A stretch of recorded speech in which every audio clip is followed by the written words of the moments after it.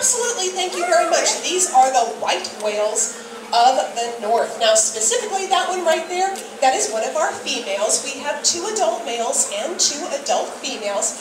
And then we have our baby. We have our baby girl. Her name is Pearl, and she is 3 years old this past June. She's pretty easy to identify, and the reason why she's easy to identify is she is dark gray. Now, of course, they're bright white to blend in with their Arctic environment, so you might ask, well, then why would she be dark gray? Well, it's very simple. She's dark gray because she will spend a good portion of her young life swimming underneath her mom while she nurses. Mom creates a shadow that helps to camouflage her. Camouflage, they're bright white to blend in with their Arctic environment. The baby, her name is Pearl, she blends in with the shadows underneath Mom.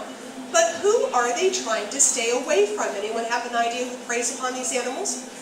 Shout it out. Go ahead. What do you think? Killer whale. Absolutely. Killer whale. What else? Polar bears. Absolutely. There's one more big one. Leopard seal. Actually, no. That'd be a good one, but nope, not leopard seals. I'll give you a hint. To the surface to breathe.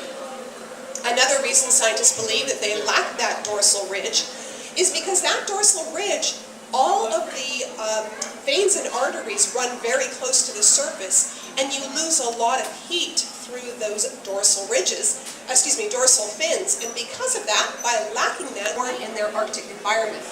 They can also use that blubber as a source of food in case food gets scarce. They can also use it for one other thing. They can use it just in case, say one of the predators we were just talking about, come after them. They can use it. Another cool thing is that they have what's called echolocation, or they use sonar. What other animal uses sonar?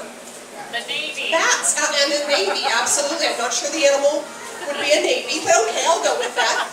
So yes, in fact, the Navy and bats both use echolocation or sonar. And what that means is these animals have the ability to send forth a click train. They send that forward. It bounces to breathe. That is how they breathe.